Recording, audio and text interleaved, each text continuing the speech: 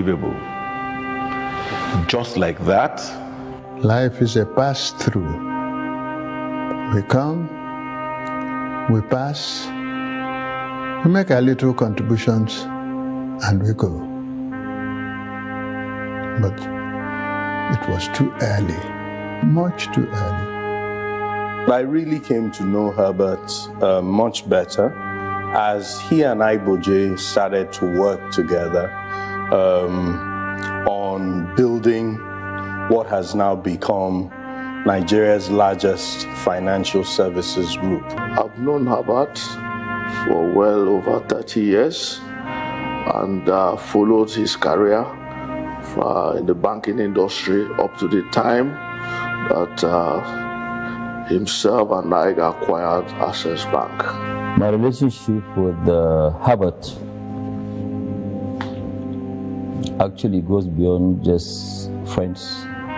Herbert actually was my mentee, my blinded supporter, and my brother. Herbert was the younger brother that I never had. Herbert is a brother, a friend, a colleague, a co-patriot. Herbert was a peculiar character.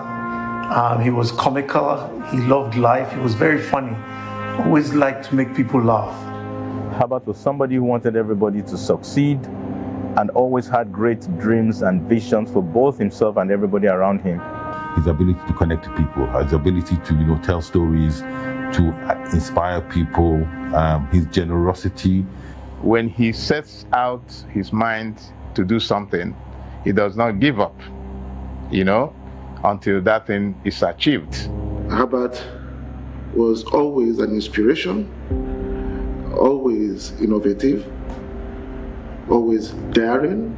He followed my career. So he was like a mentor too, because I'll have some challenges or something that also run by him, and he always supports my career. Everything about him, was about challenging the norm.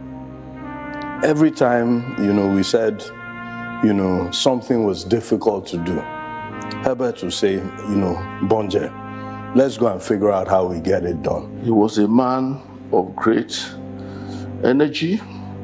He was restless and very assertive. Herbert was a special breed.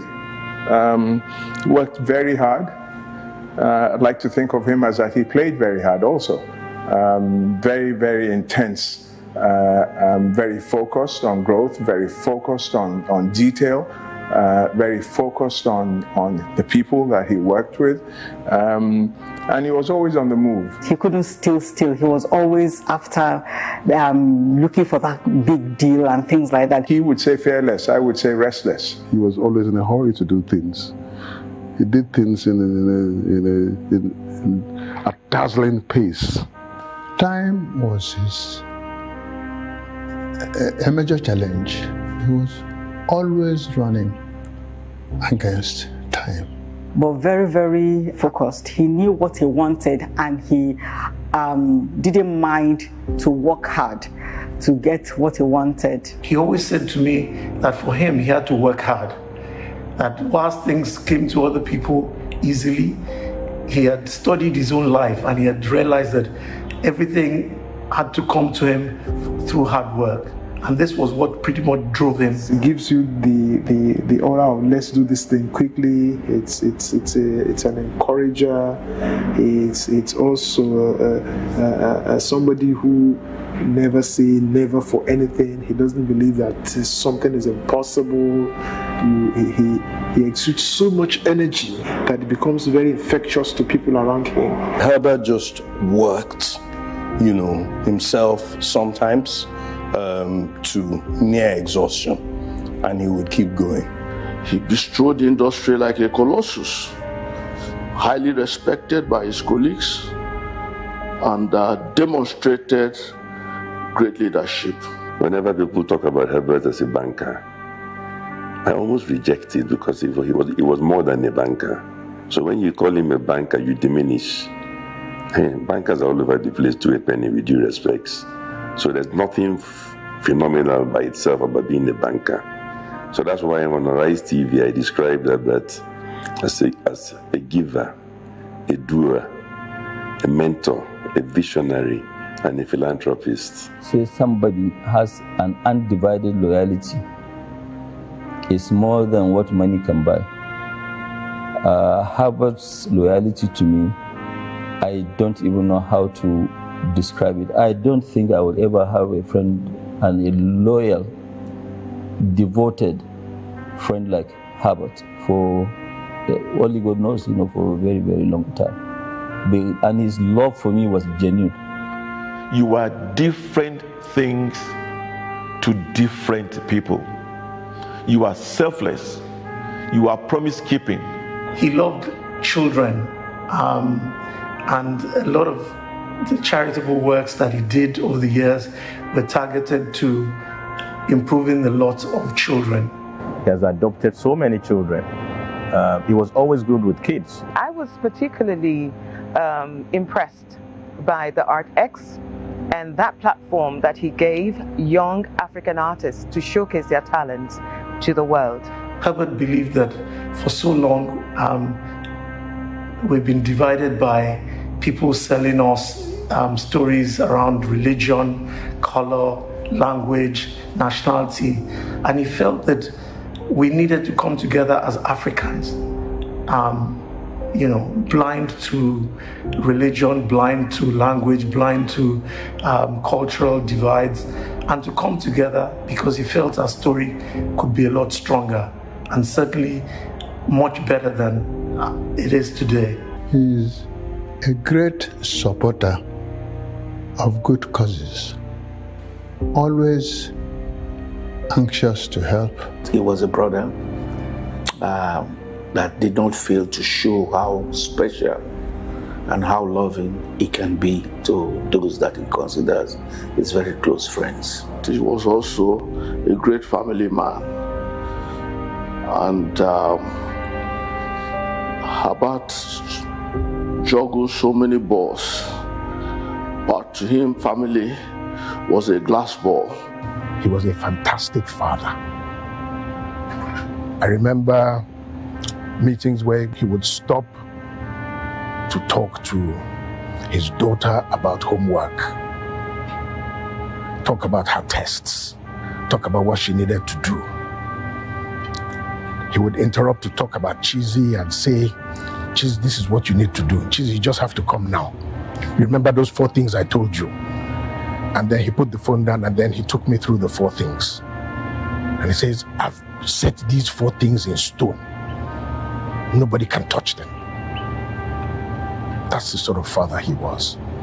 Intentional and completely devoted to his family.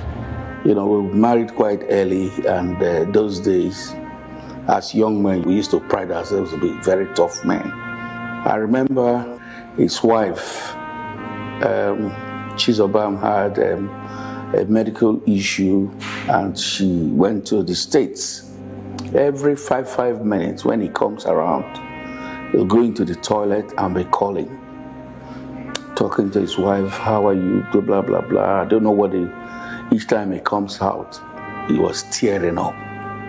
Each time he comes out, he was tearing up. And in my mind, I said, you say you're a strong man.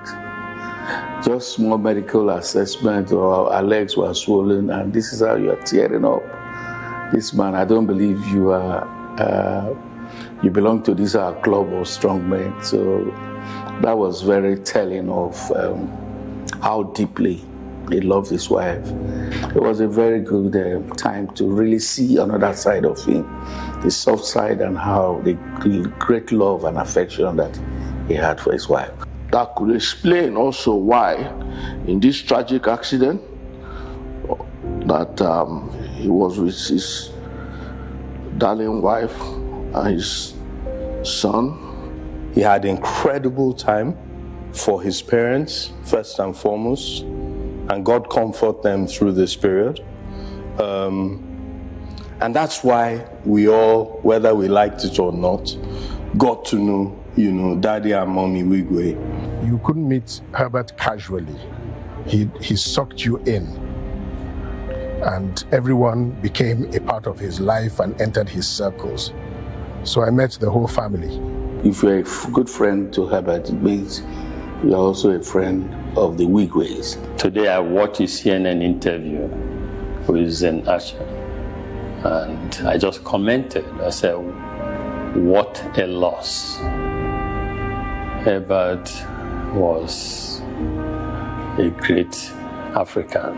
Herbert was one of those, very smart, sharp minds, always focused on improvements and how we could all be better. He was always quick to come with suggestions on how we could improve, our situation. We were both members of CACOVID, the coalition against COVID by Nigerian private sector.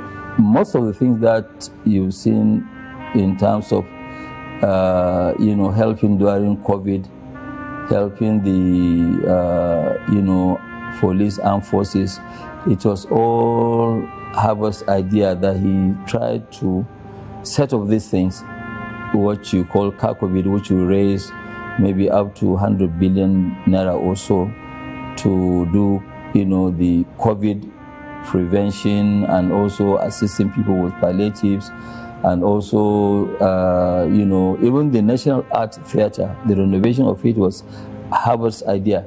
He was like the secretariat, full of energies. Every decision we made, Herbert was strong in driving the execution and implementation of these decisions. He was a transformational leader, somebody who was really very, very passionate about his work. Herbert has time for everybody. The level of energy that drives Herbert is really, really uncommon. And I call him my benefactor, honestly. He built vision, he built dreams that could actually be achieved. He achieved so much in a space of a very short time. It was short of his 58th birthday, and what he has achieved, he turned Access Bank into one of the most famous banks in the world.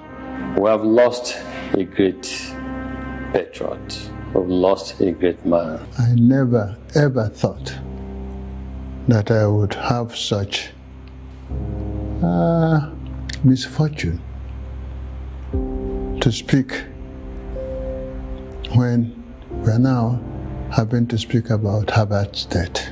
You're one of the very lucky few who had the opportunity to dream and realize his dreams. You have such a big heart. You want to do so much for our country, our continent, and our race. I just can't believe that you are no more with us. I know all the dreams that we've had together. I know your dreams for a massive industrial city in Badagry. I hope that we can achieve that dream. I know your dreams for the Wigwe University. The Wigwe University that he founded will help significantly in developing our young ones. It's been very difficult for me. Very, very difficult, but that's the will of God, and God knows better. In my tribute, I captioned it, "Don't cry for me, ambassador." So even as pained as we are, we have to believe in the scriptures that you so much believed in, that life and death belongs to God. That's the only consolation that we have. But we will go out there and ride on the many accomplishments, life-changing accomplishments that you are able to achieve in your lifetime. Because I think he was the best of us. He lived amongst us, but we really didn't comprehend what a colossal character or individual Herbert was. Herbert, you've lived a good life. You've brought change to yourself, to your family, to your colleagues, to society, to Nigeria, and to the entire continent of Africa. My brother, you've run your race. You've worked extremely hard. It's not how long, but how well, how impactful you can be. And so for me, if there's any lesson that I hope will come out of that, is for hopefully many other people will realize and understand who are in powerful positions, that if Herbert could touch so many lives, they can emulate him and do the same. For your philanthropy, for your skills, for family, for all the things that you brought to the table, that legacy we would strive very hard to protect. We are going to miss you so dearly. You know, your son Chizzy, did so well with us, and I thank you for entrusting him to me to mentor and nurture, and he was well on his path. It's so painful that you've all left us so suddenly. You came, you saw, you conquered. I know that he's in a good place and we will meet to parts no more very soon, all of us. Because our time on this earth is just transient, for young, middle-aged and old. Herbert, I miss you so much. It's so surreal. At times I look at your picture and I'm wondering why I won't see you again. Thank you very much for being my friend. Thank you for being available to all the people you have supported. Thank you for your kindness. Our thoughts and prayers go out to the Wigwe family, to the Access family, and all his friends at this difficult time. I'm praying that the Almighty will continue to be with the dad and mom and your siblings. He will grant them the comfort that only He can grant, and He will strengthen Tochi, David, Hannah, and Okachi, and they will be greater beyond your expectations. You will certainly be sorely missed, but we will treasure the fond memories of you being around, and your legacies will surely outlive you. You are in our hearts forever, and I mean forever. You will continue to live forever in our hearts. Good night, Happy, my bro. Farewell, my friend. Till we meet again. Rest well. Herbert, my brother. Sunreal. Rest in peace. Rest in peace. Thank you for all that you have done, and go in peace, my dear brother. Go in peace. Rest well, my brother. May the Almighty God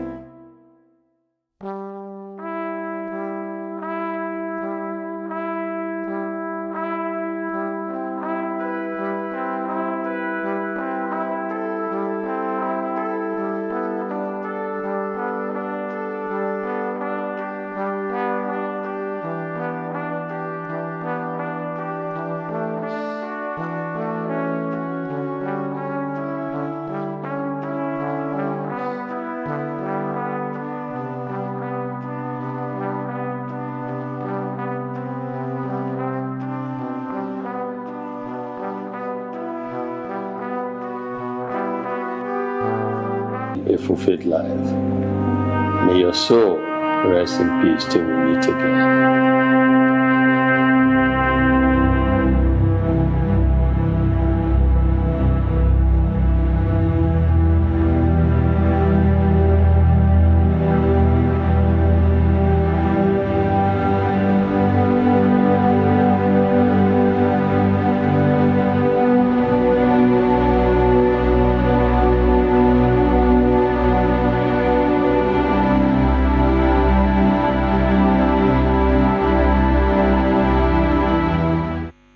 I think another round of applause won't be too small. Thank you to everyone who contributed their thoughts and made that video happen. Thank you very much for sparing a thought and a prayer and the words of comfort. And I think Ambassador summed it up quite nicely. Not to turn our backs on the family, the children.